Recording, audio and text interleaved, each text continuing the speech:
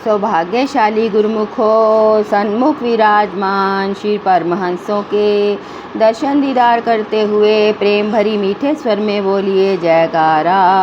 बोल मेरे श्री गुरु महाराज की जय, बोल सच्चे दरबार की जय, बोल नंदपुरवासी भगवान की जय।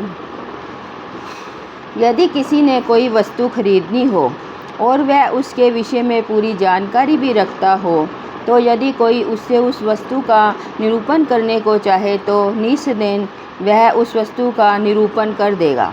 परंतु फिर भी जब तक वह उस वस्तु को खरीद नहीं लेता, उसे उपयोग नहीं कर लेता, तब तक वह उसका पूर्णतः शुद्ध रूप से निरूपण नहीं कर सकता, क्योंकि उसने उसका उपयोग नहीं किया, उसे उसका अनुभव नहीं है और अनुभवहीन के कारण उसके द्वारा किया गया निरूपण अधूरा ही होगा। उसी प्रकार जिसके पास नाम रूपी रत्न होगा वही उसकी विशेषता बता सकते हैं। संत महापुरुषों ने विभिन्न प्रकार के नाम की महिमा गायन की है। उन्होंने अपने अनुभव अपनी वाणियों में लिख दिए हैं। जैसे परम संत श्री कबीर साहिब जी कहते हैं, कबीर सब जग निर्धना, धनवंता नहीं कोय, धनवंता सोई जानिए, सत्य नाम धन होए। गुरुमुखो, महापुरुषों की दृष्टि में संसारिक धन पदार्थों से संपन्न व्यक्ति भी निर्धन ही है। उनके अनुसार जैसे सत्य नाम की प्राप्ति हो गई है, केवल उसी को ही वास्तविक में धनवान समझना चाहिए। जग का जीना है भला, जब लगी हृदय नाम, नाम बिना जग जीवना, सो दादू किस काम। संत दादू दयाल जी के कथनानुसार संसार में उसी का जीवन श्रेष्ठ है जिसके हृदय में प्रभु नाम का वास है। इस नाम रूपी रत्न की प्राप्ति किए बिना तो मनुष्य का जीवन ही व्यर्थ है।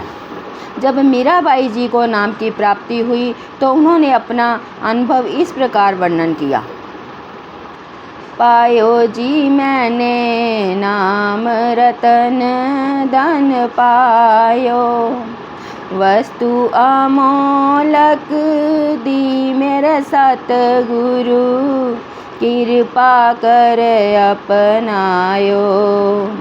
जन्म जन्म की पूंजी पाई, जग में सभी खोयो, खर्चे नहीं कोई चोर ना लेवे, दिन दिन बढ़त सवायो, सत की नाव खेवटिया सतगुरु, भव सागर तर आयो।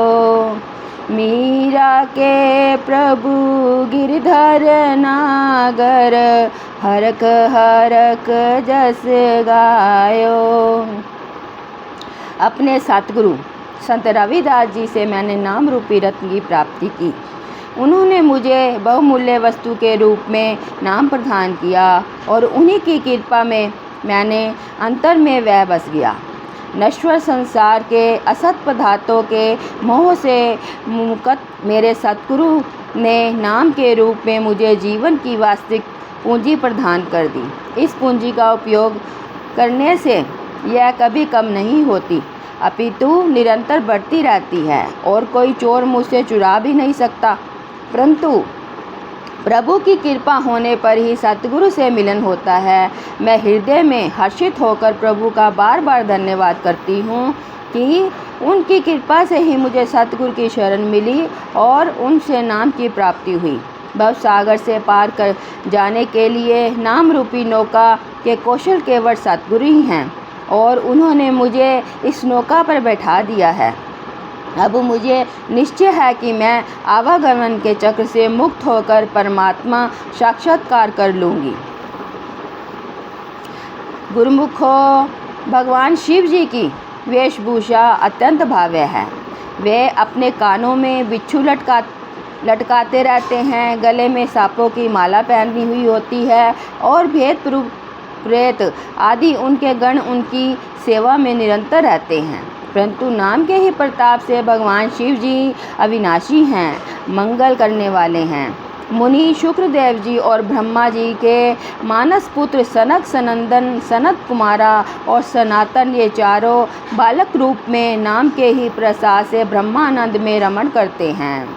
गुरुमुखो, देश ऋषि नारद जी भी नाम के प्रताप को जानते हैं और वे दोनों के अर्थात भगवान विष्णु जी एवं भगवान शिव जी के प्रिय हैं। प्रभु नाम का सिमरन करने पर ही बालक प्रहलाद भक्त शिरोमणि हो गए।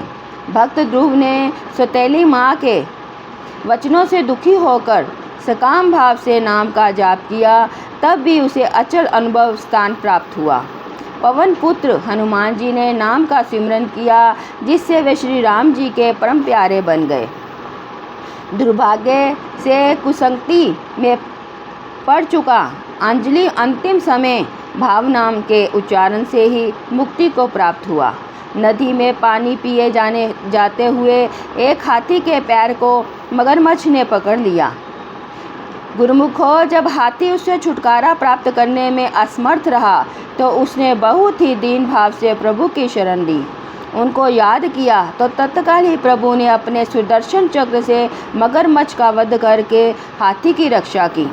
प्रभु नाम के प्रताप से ही गणिका भी मुक्ति को प्राप्त हुई। गुरुमुखो, अंत में गोसाई तुलसीदास जी कहते हैं कि मैं कहाँ तक नाम के गुणों का बखान करूं, स्वयं श्री राम जी की नाम की महिमा गायन नहीं कर सकते। कहने का भाव यह है कि प्रभु नाम रूपी रत्न के गुणों का वर्णन कर सकना असंभव नहीं है, संभव नहीं है। जिस किसी को इस नाम रूपी दुर्लभ रत्न की प्राप्ति हो चुकी है, केवल वही इसके महत्व को जानता है। गुरुमुखो, इसको प्राप्त करने के बाद किसी को अन्य पदार्थ की आवश्यकता शेष नहीं रह जाती। जैसे पीछे दी गई वाणी में उल्लेख किया गया है कि अंजनी पुत्र हनुमान जी ने नाम का सिमरन किया, जिससे वे श्री राम जी के परम प्यारे बन गए। हनुमान जी का राम नाम के प्रति स्नेह श्री राम रामायण में बहुत ही सुंदर रीति में वर्णन किया गया है। जब भगवान श्री रामचंद्र जी 14 वर्ष के वनवास के पश्चात अयोध्या लौटे, तब एक शुभ मुहूर्त में राज्याभिषेक किया गया। इस शुभ अवसर पर पूरी अयोध्या नगरी सजाई गई। विधि पूर्वक प्रभु श्री राम जी का राज्याभिषेक हुआ। चारों ओर हर्ष और आनंद का वातावरण था। अपने प्रभु को सुंदर सिंहासन पर विराजमान देखकर विभीषण जी, जो उसी सभा में बैठे थे, बहुत ही प्रसन्नता पूर्वक उठे और बहुमूल्य रत्नों की एक माला हाथ में उठा ली। वे उस माला को इस शुभ अवसर पर भेंट करने के लिए लाए थे। उसकी चमक बहुत ही तेज थी। विभीषण ने वह माला माता सीता जी को अर्पित कर दी। उसी क्षण महारानी जानकी जी रघुनाथ जी की ओर देखकर मुस्कुराई, जिसका भाव यह था कि वे अपने स्वामी से पूछ रही थी कि यह मैं माला किसको दूं। रघुनाथ जी बोले, प्रिय, आपकी इच्छा है जिसे दीजिए। यह वचन सुनकर सीता जी ने उस माला को अपने हाथ में लिया और मन में विचार कर पवन सुत हनुमान जी की ओर देखा। कृपा दृष्टि दे। हनुमान जी हृदय में प्रफुल्लित हो गए और दंडवत किया। आज्ञा पाकर जब उठे तो माता सीता जी ने बहुमूल्य रत्नों की वह माला महावीर जी को गले में डाल दी। बहुमूल्य रत्नों की माला पाकर हनुमान जी अति प्रसन्न हुए और मन में विचारने लगे कि इस माला में अवश्य ही कोई बहुत ही विशेष गुण है। परम आनंद और प्रेम रस में सरोवर होकर वे माला के एक एक रत्न को बहुत ध्यान से देखने लगे, परंतु रोशनी के अतिरिक्त उसमें कुछ ना था। उससे जो देखना चाहते थे वह उसमें दिखाई नहीं दिया।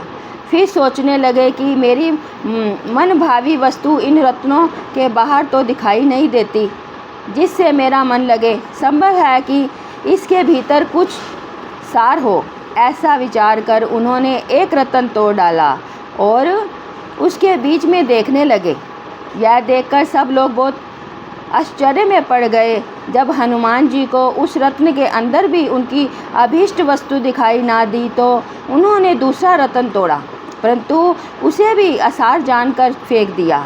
इसी प्रकार वे एक एक करके सब रत्नों को तोड़ने लगे, देखने लगे। बहुत लोग बहुत दुखी होने लगे और मन ही मन कहने लगे कि जब कोई अधिकारी ना हो उसको ऐसी वस्तु देना उचित नहीं है, अन्यथा यही दशा होगी जो हनुमान जी के हाथों बहुमूल्य रत्नमाला की हो रही है। तभी कोई राजा बोला, हे महावीर जी, आप यह क्या कर रहे हो? बुद्धिमान होकर भी सुंदर रत्नमाला को तोड़ रहे हो। उस राजा का यह वचन सुनते ही हनुमान जी बोले, मैं इस माला में अपने प्रभु के सुखदायक नाम को देखना चाहता हूँ, परंतु वह राम नाम इससे मुझे दिखाई नहीं देता, इसी कारण रत्नों को तोड़ता और फेंकता हूँ। फिर एक और राजा कहने लगा कि हमने आज तक सब वस्तुओं में राम का नाम तो कहीं नहीं सुना। तब हनुमान जी बोले, जिसमें राम का नाम नहीं वह वस्तु तो किसी काम की नहीं। तो वह राजा बोला, हे बलवान हनुमान, आपके कथानुसार यदि सब वस्तुओं में राम का नाम होता तो आपके शरीर में भी राम राम होगा। यह सुनते ही हनुमान जी बोले, मुझे ऐसा विश्वास है कि मेरे शरीर में राम नाम अवश्य है। इतना कहते ही उन्होंने अपने नाखूनों से अपनी छाती विदीर्ण कर दी। एक एक रोम में राम नाम का उच्चारण हो रहा था। जितने स्थान में एक रोम होता है उतना स्थान भी राम नाम से खाली नहीं था। सब स्थानों में राम नाम लिखा हुआ था। यह देखकर सब लोग आश्चर्यचकित हो गए। तब श्री रघुनाथ जी की कृपा दृष्टि हनुमान जी पर पड़ी और उनका शरीर वज्र के समान हो गया। हृदय में प्रफुल्लित हो, नेत्रों में जल भरकर भगवान श्री राम जी तुरंत ही सुंदर सिंहासन से उठे और हनुमान जी को अपने हृदय से लगा लिया। तभी आकाश से फूलों की वर्षा हुई और जय जयकार शब्द गूंज उठा। गुरुमुखों, विचारवानों की दृष्टि में संसारिक रत्न तुच्छ है।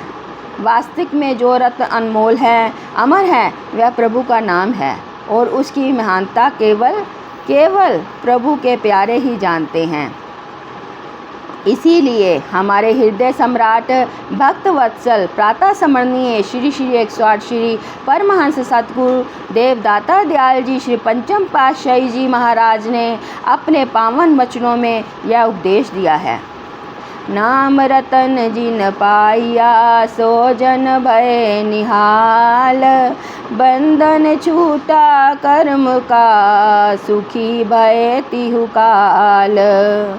तात्पर्य यह है कि विचारवानों की ही नाम रूपी श्रेष्ठ रतन की प्राप्ति होती है। वे इसे पाकर वास्तविक अर्थों में धनवान बन जाते हैं। वे इस लोक में भी सुखी रहते हैं और उनका निस्तार हो जाता है।